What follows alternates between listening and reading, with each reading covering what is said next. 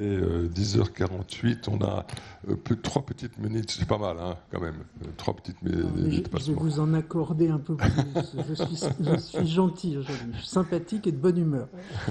Non, vous avez remarquablement tenu le timing avec une entrée en salle un peu plus tardive. Je vous propose à tous d'ailleurs une dizaine de minutes de questions-réponses, donc qui peuvent aussi porter, parce que si c'est le cas, Pascal se ferait un plaisir d'y répondre sur les propos introductifs. Vous restez donc sur place pour y répondre et ensuite on prendra une petite pause. Et je vous... Bonjour à tous, c'est assez impressionnant. J'ai une question pour Monsieur Emel. J'ai travaillé donc 5 ans dans le pétrole, donc je connais un petit peu le sujet. À l'Institut français du pétrole et des énergies nouvelles, la filiale qui est Axens. Donc on était clients, enfin, Total était un de nos clients. J'ai 2 questions. La première, c'est de savoir, est-ce qu'au niveau stratégique, plus fort, au niveau stratégique, est-ce que c'était un choix de dire Total Énergie parce que Technip en 2019 est devenu Technip Énergie ou pas du tout? Ah, c'est pas lié. D'accord. Je savais pas personnellement. C'est vrai? Non, on cherchait à incarner justement la dimension multi-énergie. Total étant très ancré dans le pétrole et d'abord vous l'entendez à chaque fois on dit le groupe pétrolier Total. C'est pour ça qu'on insiste pour Total Énergie. Non, c'était simplement d'incarner concrètement le fait qu'aujourd'hui on était non pas que dans le pétrole mais dans plein d'autres énergies. Et là j'avais une vraie question RH, c'était sur la GPEC. Vous avez parlé du fait que tout le monde ait des talents chez Total. Comment vous arrivez à engager vos collaborateurs et à les embarquer parce que là, en fait, ce que vous dites, c'est qu'il y a une vraie transition et qu'en fait, il faut adhérer, entre guillemets, au mouvement. Comment vous arrivez à lier la motivation de vos collaborateurs, leurs envies et votre stratégie, en fait, à 5 ans et à 10 ans, on va dire? En fait, comme je le disais, je pense qu'on veut... la compagnie de demain, elle est faite avec les salariés d'aujourd'hui. Bien sûr, il y en aura d'autres qui viendront s'ajouter, mais elle est faite avec les salariés d'aujourd'hui. Donc, c'est pas simplement qu'ils adhèrent à notre ambition, déjà qu'ils la comprennent. Donc, on les forme, ce qu'est le changement climatique, ce sont la transition climatique, ce que sont les engagements qui ont été pris à Paris, à Glasgow, dans les COP divers et variés, ce que sont les différents scénarios, y compris les scénarios de l'AIE sur le changement climatique. Il faut qu'ils comprennent ça, fondamentalement. Ensuite, on leur explique, nous, comment on veut y répondre. Et qu'ils soient, je dirais, directement concernés, pas directement concernés, peu importe. Pour nous, il est vraiment important que tout le monde comprenne. Enfin, c'est une culture. C'est des fondamentaux qu'on veut faire partager. Parce que, justement, l'idée de communauté est très forte. Alors, excusez-moi de l'expression, on a un track record, enfin, une histoire qui fait qu'on s'est toujours comporté comme ça. Le prix du baril pouvait varier. On n'a pas fait des grands plans sociaux que d'autres, nos compagnies, ont fait. Donc, parce qu'on croit fondamentalement au fait qu'on développe les talents, quels qu'ils soient, on investit dans les compétences et que ces compétences, on en aura besoin dans le temps et qu'on est capable de les transformer. Donc, et puis la meilleure façon de mesurer l'engagement, c'est aussi d'écouter, de faire des enquêtes régulières. Et ce qu'on voit, c'est qu'effectivement, on est plutôt, c'est plutôt bien. Les gens sont très engagés chez nous, et notamment sur l'ambition. On a fait des enquêtes aussi, on a fait une en février, on en fait une en juin, on va en faire une à la fin de l'année, et l'année prochaine toujours, pour voir. En fait, quand vous lancez une transformation comme ça, il y a un phénomène qui peut se passer, c'est que les salariés vont dire c'est bien pour l'entreprise, mais c'est pas bien pour moi. On l'a vécu à l'époque de la fusion entre Total et Elf, par exemple. Vous pouvez dire mais c'est super pour l'entreprise sera plus forte, etc., etc. Mais pour moi, je perds ma place là-dedans. Ou en tout cas, je ne sais plus où je suis. Et donc, il est vraiment important de mesurer si cet écart, il existe, et s'il grandit ou s'il se résorbe. Et d'où l'idée de faire ces mêmes enquêtes à des rythmes réguliers pour justement mesurer ça, parce que ça permet de piloter les actions qu'on doit mettre en place. Si on sent que ça s'écarte trop, il faut des actions spécifiques pour s'assurer que nos salariés retrouvent leur place et comprennent quelle sera leur place demain. Mais c'est logique à un moment donné qu'on ait peur. Aujourd'hui, il y a des gens qui se disent « mais qu'est-ce que je vais devenir dans l'éolien ou le solaire ? Moi, j'ai fait que du pétrole. » Non, ils auront leur place. Merci. Je crois qu'il y a une deuxième question. Oui. Oui, alors merci d'abord de la richesse des exposés. J'avais envie de relier deux choses qui ont été dites. Une, Pascal Huguetto qui a évoqué l'idée d'apprendre des situations, et l'autre, à un moment, on a cité très brièvement la nécessité d'expérimenter. Lorsqu'on est en phase de transformation, de métamorphose, pour reprendre ce terme, c'est pas forcément des modèles abstraits qui vont nous dire, des modèles théoriques qui vont nous dire comment les choses se passent. D'où l'importance, à mon sens, effectivement, de conduire des expérimentations. Quelle place on peut faire ? C'est pas la même chose que le débat, l'expérimentation. C'est pas la même chose qu'une enquête et que l'écoute. Alors, je ne sais pas s'il y a des exemples qui permettraient effectivement, encore une fois, d'apprendre des situations, de pas simplement être dans la formation des personnes pour qu'elles suivent une transformation piloté par en haut, hein, si je caricature un peu une tendance possible, comment on prend sérieusement en compte l'idée et la possibilité d'une expérimentation. Oui, ce que vous dites, c'est que c'est très important d'expérimenter, c'est clé.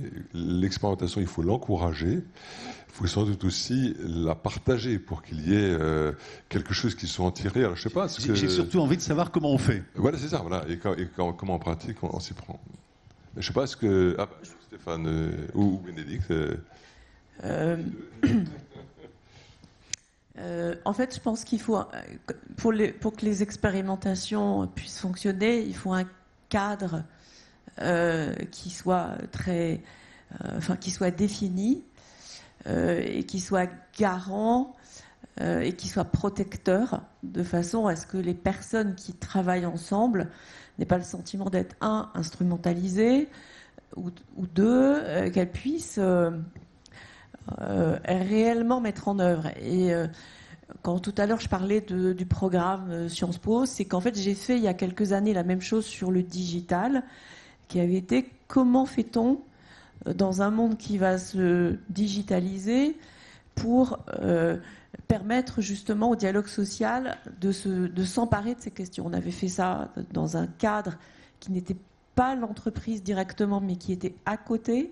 On avait permis à des personnes en fait de travailler ensemble de manière en multi-entreprise, et on avait donné la possibilité ensuite à chaque entreprise de se saisir de ce cadre, de le reproduire dans son organisation, et en même temps de pouvoir dialoguer avec le collectif de façon à ne pas se sentir isolé dans l'expérimentation.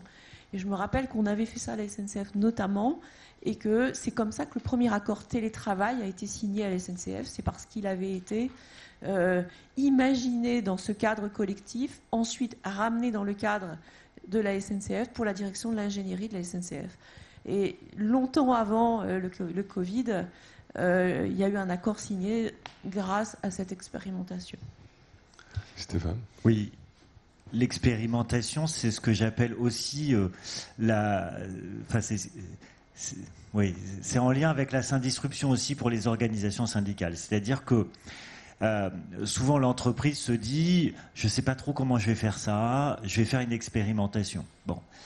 La problématique, c'est que si l'entreprise fait une expérimentation seule, ça ne marche pas. Alors elle peut dire évidemment je vais faire confiance au collectif local par exemple sur une transformation d'un territoire, etc.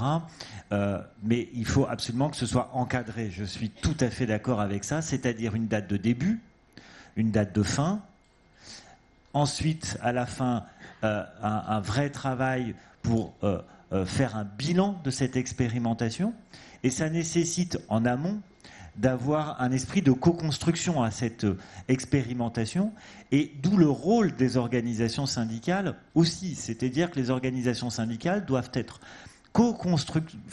doivent rentrer dans la co-construction de cette expérimentation, ce qui veut dire que lorsque l'entreprise vient avec un projet d'expérimentation, il faut que l'entreprise soit à même aussi de pouvoir se dire ben voilà, le cadre que j'avais fixé n'est peut-être pas forcément le bon, les méthodes que j'avais imaginées sont pas forcément les bonnes, et donc ce que j'avais prévu, finalement, je vais le retravailler avec mes organisations syndicales, etc. Et puis aussi, et extrêmement important, bien communiquer sur le fait que c'est une expérimentation. C'est-à-dire que souvent, ce que l'on voit dans des grosses entreprises, et je ne donnerai pas forcément de nom, mais ce que l'on voit, c'est que, en fait, sous excuse d'expérimentation, on fait glisser un modèle d'organisation qui va devenir une norme et sans aucun, finalement, travail sur le bilan de cette expérimentation et sans un retour. C'est-à-dire qu'une fois que l'expérimentation a eu lieu, il y a un bilan, peut-être que c'est bon, on y va, on lance le projet et on fait un retour à 1 an, un bilan d'impact pour savoir si finalement ce qu'on avait voulu faire c'est vraiment passé ou pas. Et la capacité de se dire, ben, finalement, ce bilan d'impact, il est négatif, et ben on fait marche arrière. Ça veut dire être extrêmement agile, à la fois pour l'entreprise, à la fois pour les organisations syndicales, évidemment pour les collaborateurs, et ça nécessite des niveaux d'information à l'intérieur de l'entreprise qui soient extrêmement efficaces. Même un certain niveau de transparence, en fait. Ah ben c'est pas même, c'est d'abord. En fait, ça casse les postures. En fait, ça casse les postures, donc c'est hyper. Ça angoisse les gens qui sont bien dans la posture. Si je peux juste rajouter un mot, excusez-moi. Oui, je pense que derrière expérimentation, il y a un point important aussi, c'est qu'il faut se laisser du temps. Après, c'est ça. Enfin, je veux dire, c'est exactement tout ce que vous avez dit, c'est-à-dire que il faut faire. Enfin, dans le savoir-faire, il y a faire déjà, quoi. Donc, il faut faire et ne pas dans des choses aussi mutantes que le dit travail hybride. Il faut se laisser du temps pour comprendre et prendre conscience qu'on évolue avec le temps. C'est-à-dire que ce qu'on croit au début n'est pas ce qu'on va croire à la fin. Voilà. Donc, je répète pas tout ce qui a été dit, mais je pense que la notion du temps elle me paraît importante. Donner du temps au temps. Oui. Bonjour. Donc, je suis Catherine Piparo. Je suis actuellement détachée d'EDF au sein de l'Éducation nationale et du rectorat de l'Académie de Versailles en particulier. Voilà. Moi, je voulais poser la question, parce que j'ai été détachée syndicale aussi, CFDT, au sein d'EDF et notamment au sein des services informatiques de cette entreprise. Et la question du recrutement, du sourcing, qui n'a pas été abordée et qui est un élément quand même important des activités des ressources humaines. Alors, moi, j'ai été frappée lorsque j'étais moi-même, je siégeais donc en comité d'établissement, par...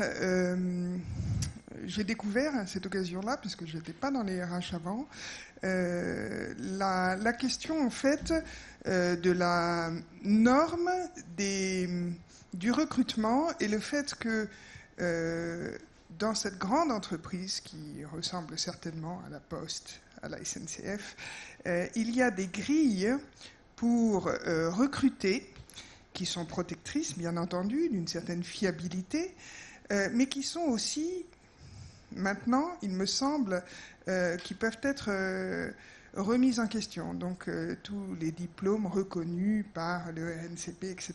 Et il y a quand même beaucoup de jeunes qui se forment dans des écoles, dans des structures qui sont disruptives aujourd'hui, qui ne sont pas nécessairement agréées par ces organismes.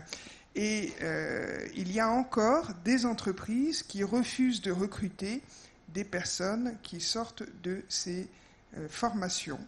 Alors, comment ça se passe chez vous? Est-ce qu'il y a des brèches? Est-ce qu'il y a... voilà, donc le recrutement en général est... Donc, je comprends que vous évoquez la question du cadre social, et dans ce cadre social, c'est-à-dire des règles communes, par exemple, vous évoquez le cas particulier du recrutement. Et votre question, donc, c'est est-ce qu'il faut faire évoluer finalement les modes de qualification et sortir des grilles traditionnelles par diplôme? Stéphane, tu as une... Non, je souris parce que dans la question, en fait, ce que j'entends, c'est que finalement, les interlocuteurs dans le monde RH se ressemblent et sont très normés, mais dans le syndicalisme aussi. Et la question, en fait, c'est comment est-ce qu'on fait évoluer les normes que l'on imagine, à la fois côté RH et côté OS. Moi, j'insiste beaucoup sur le volet vraiment en miroir des RH et des OS, je pense qu'il y a nécessité de sortir du cadre et disrupter, que l'on soit RH ou que l'on soit dans une OS. Être dans une phase de disruption, c'est extrêmement compliqué. Moi, j'en ai fait l'expérience quand j'ai été secrétaire national de ma fédération, lorsque j'ai créé, en lien avec la CFDT, la confédération, et d'abord dans ma fédération Union Indépendant, qui est devenue après une association, lorsque je suis allé voir mes collègues en disant, ben voilà, on va structurer les indépendants, mais on m'a pris pour un fou, voire un dangereux libéral, parce que structurer les indépendants, ça voulait dire aussi mettre en danger potentiellement les salariés dans l'imaginaire collectif.